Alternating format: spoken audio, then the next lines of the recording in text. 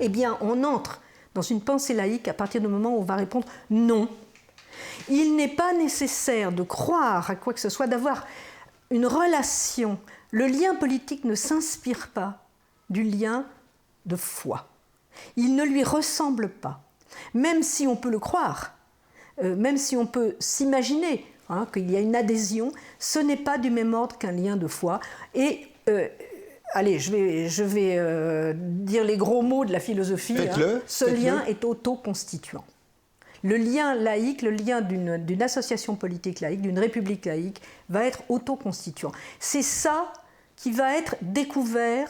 Alors ça ne va pas être nommé laïcité tout de suite. Le mot laïcité est assez récent, en fait il remonte à la fin du XIXe siècle.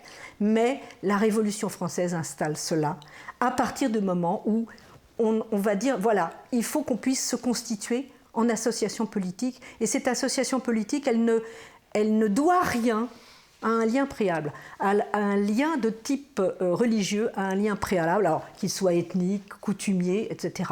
Mais nous n'avons pas ce moment, alors j'appelle ça le moment fiduciaire, si vous voulez. L'engagement du citoyen dans une association laïque n'est pas un engagement de croyance. C'est un consentement raisonné. C'est pour ça que je me suis tournée vers Condorcet, vers des penseurs qui ont saisi cette question. Parce qu'évidemment, la Révolution française est divisée sur cette question. Nous avons aussi des croyants aux liens politiques. Et l'une des conséquences les plus intéressantes, à mon avis, c'est que, bien sûr, les religions constituées ne pourront pas faire la loi en tant qu'elles sont des religions, mais elles jouiront, bien entendu, de la liberté de culte, de la plus grande liberté possible, dans le cadre du droit commun. Mais c'est plutôt l'inverse qui est intéressant du point de vue de la philosophie politique, c'est que la loi ne peut pas elle-même s'ériger en foi. D'accord. Il n'y a pas de religion civile. Je suis bien sûr laïque, au sens où je suis pour la laïcité. Mais je ne suis pas laïque au sens qu'on donne en tout cas en France à ce mot. La laïcité, ce n'est pas une position individuelle, c'est une organisation de la société. C'est la séparation des églises et de l'État, et donc le fait que l'État est neutre en matière de métaphysique. L'État n'est ni croyant, ni athée, ni agnostique, il n'a pas de position métaphysique ou spirituelle. Mais moi, je ne suis pas neutre, je suis athée. Et donc je ne suis pas laïque en ce sens, je suis pour la laïcité comme organisation de la société. Mais ma position personnelle n'est pas du tout une neutralité, c'est une prise de position bien claire. Les religions, je suis contre, je les respecte, je les tolère, paix à tous, mais je suis contre métaphysiquement, je suis athée. Et donc ce qui m'importe, c'est une spiritualité athée. La spiritualité, c'est la vie de l'esprit, et bien que je sache, les athées n'ont pas moins d'esprit que les autres. Pourquoi auraient-ils moins de spiritualité? Pourquoi s'intéresseraient-ils moins à la vie spirituelle?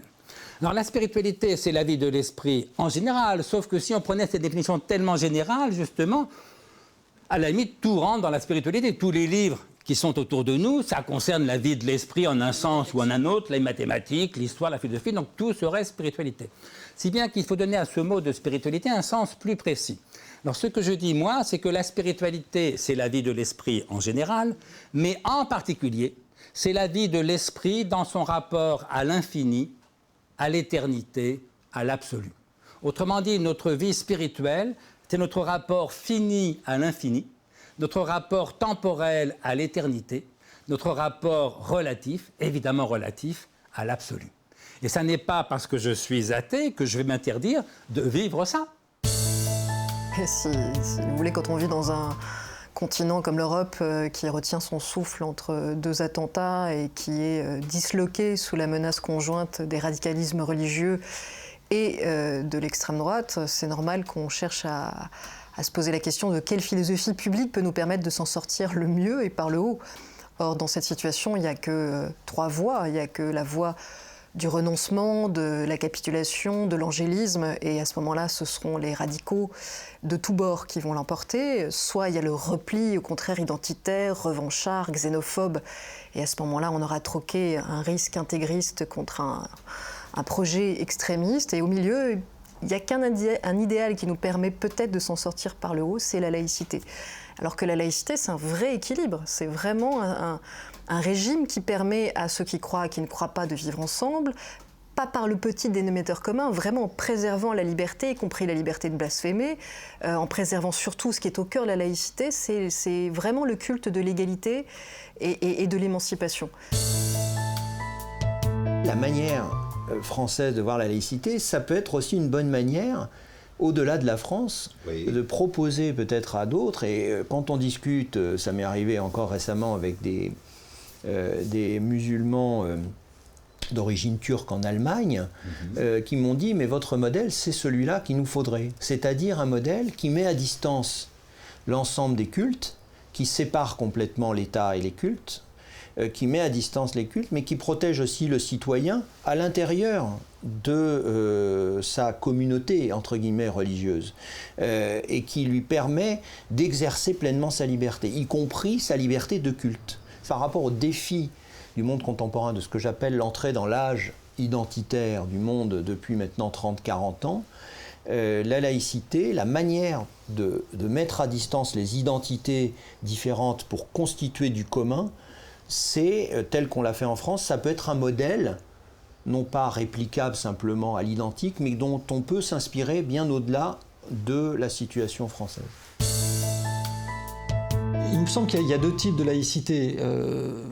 Pour le dire très franchement, j'étais, avant les attentats, dans une perspective de ce que j'appellerais la laïcité libérale, c'est-à-dire une laïcité qui tolère effectivement les différences, la vivre ensemble, accepter même des signes différenciés, religions qui s'expriment.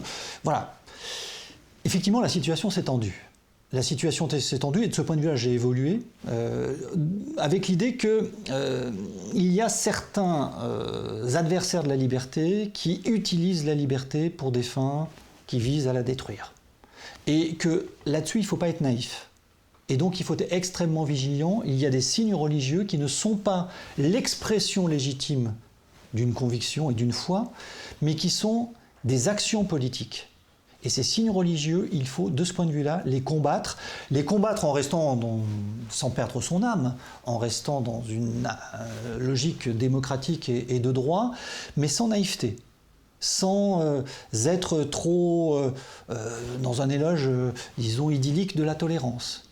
Il faut toujours avoir en tête qu'à un moment donné, il faut repérer ce qui relève de l'adversaire intellectuel et ce qui relève de l'ennemi politique, et là, une logique de combat s'impose.